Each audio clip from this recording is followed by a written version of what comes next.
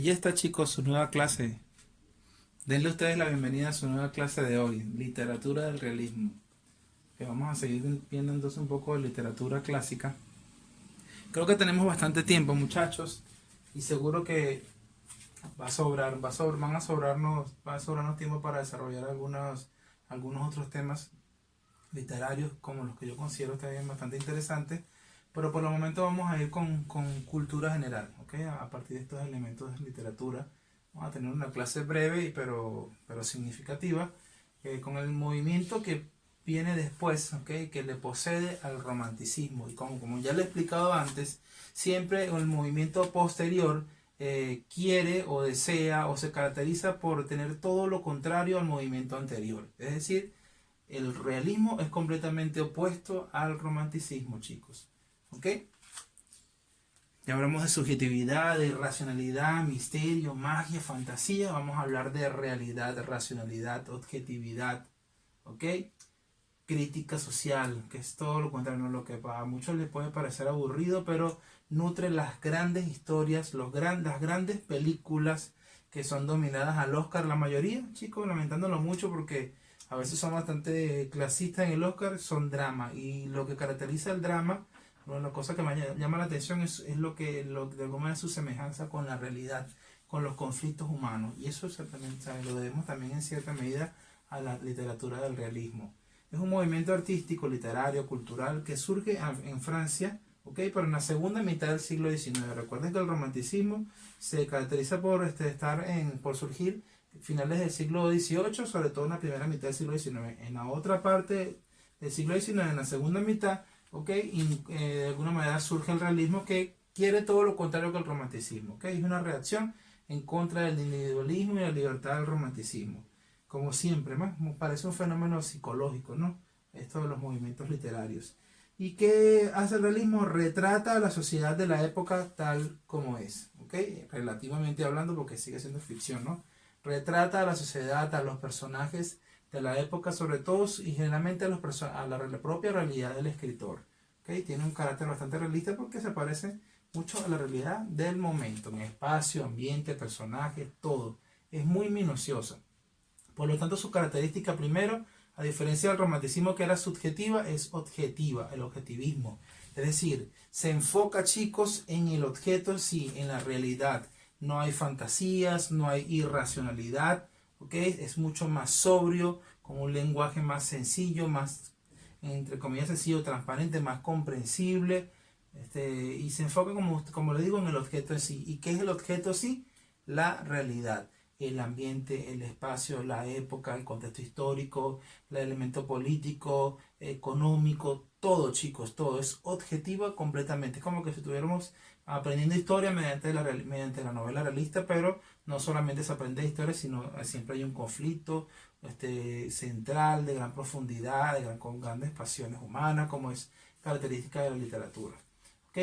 Se hace entonces un análisis riguroso de la realidad. Aquí se somete a detalle o a desglosamiento toda la realidad. Como les digo, el literato, el realista, ¿okay? Trata de ser lo más realista posible y para eso trata de abarcar la mayor cantidad de elementos.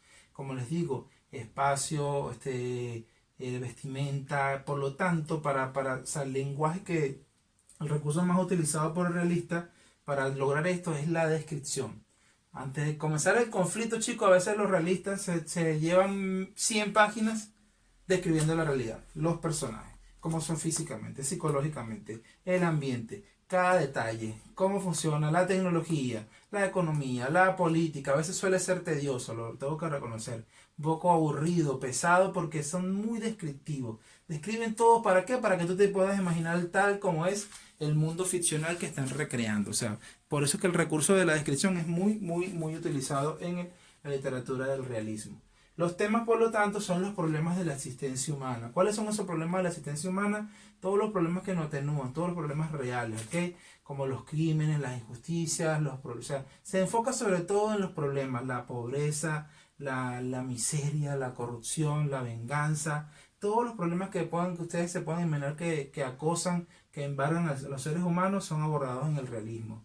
La crítica social es la intención principal del realismo, ¿ok? La denuncia, de la injusticia, quiere de alguna manera denuncia y demuestra los defectos, ¿ok? Las bajezas del ser humano, y no se enfoca en las virtudes, no se enfoca, aquí en el realismo no hay grandes héroes, ¿ok? No eleva esa parte, todo lo contrario, se enfoca en los seres comunes y corrientes, en todos sus defectos, en todas las injusticias, en todos los desequilibrios de la sociedad, ¿ok? Con la intención de criticar, ¿ok? De cuestionar, ¿ok? De moralizar en cierta medida, ¿no? Desnuda tal como somos. Por lo tanto, los personajes en el realismo son generalmente personajes que son conflictivos, que tienen ese tipo de problemas.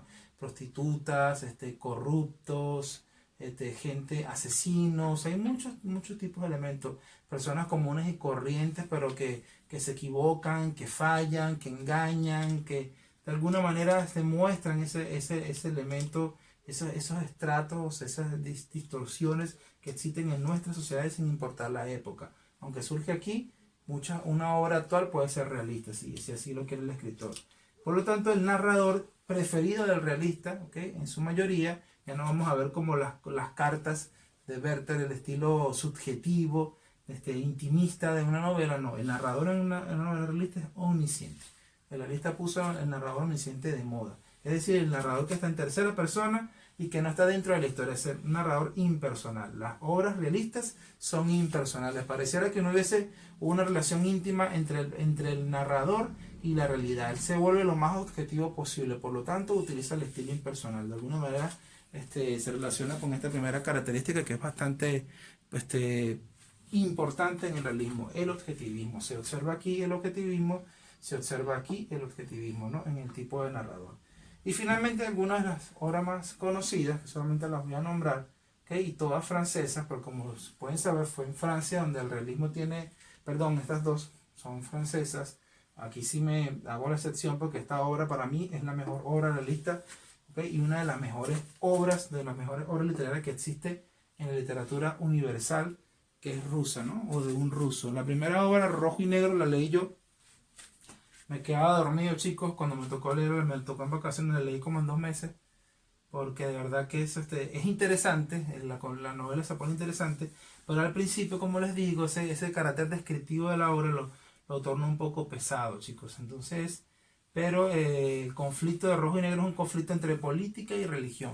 Que el rojo simboliza la política y negro la religión, o creo que viceversa, no recuerdo bien, pero es un conflicto entonces de política y religión, que es un conflicto de poder típico entonces de un tema o de un elemento del realismo, ¿no? Madame Bovary es la historia de una mujer que se revela, ¿okay? Que se revela en contra de la sociedad y en contra de las normas. Entonces también es una novela realista que critica el papel machista que hay machista o impositor de la mujer, que es menospreciada en una sociedad todavía. Necesitamos novelas como esta porque hay injusticias sociales en nuestras sociedades, ¿no?